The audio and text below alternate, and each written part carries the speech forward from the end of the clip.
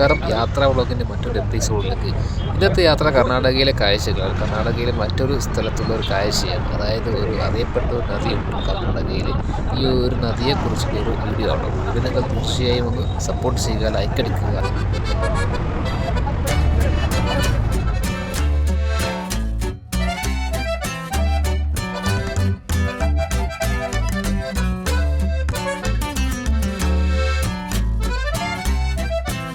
ഈ ഒരു സ്ഥലം കുണ്ടൽപേട്ടക്കടുത്ത് ചാമരാജനഗര റോഡിനോട് ചേർന്നാണ് ഈ ഒരു നദി ഒഴുകുന്നത്. നഞ്ചൻകുഡ് എന്നാണ് ഈ ഒരു സ്ഥലത്തിന്റെ പേര്. ഇവിടെ മനോഹരമായ ഒരു അമ്പലമുണ്ട്. ഒരുപാട് കാലം പഴക്കം ചെന്ന ഒരു അമ്പലമുണ്ട്. ആ അമ്പലത്തിന്റെ വീഡിയോ ഞാൻ ചെയ്തിരുന്നു.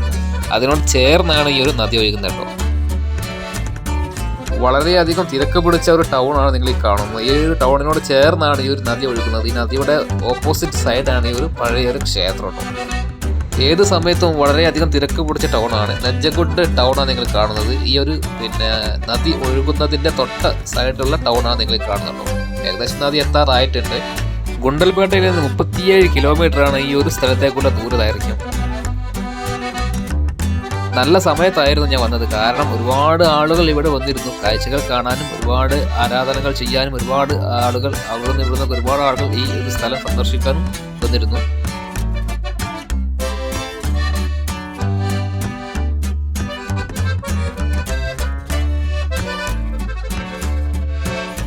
ഈ നദിയുടെ ഉത്ഭവം കോഴിക്കോട് ജില്ലയിലെ കാവിലുംപാറക്കടുത്തുള്ള പനമരം നദിയുടെയും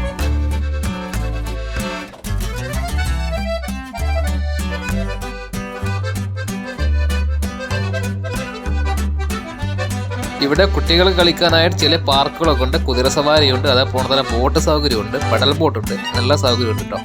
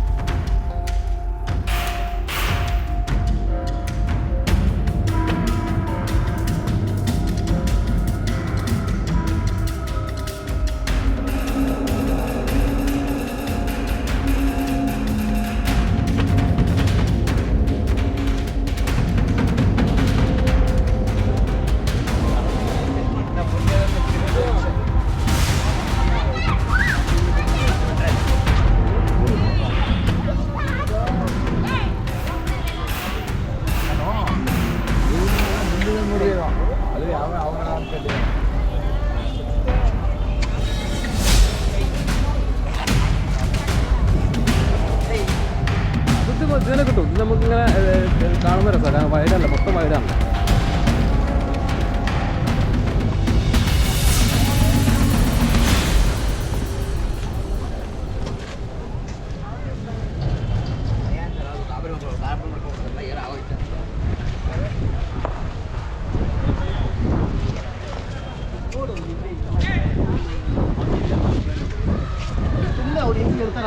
ನೀನೇ ಕಿರ್ಚಾಡ್ತೀಯ ಅದೇ ಭಯ ಅದೇ ಓಡೋಗುತ್ತೆ.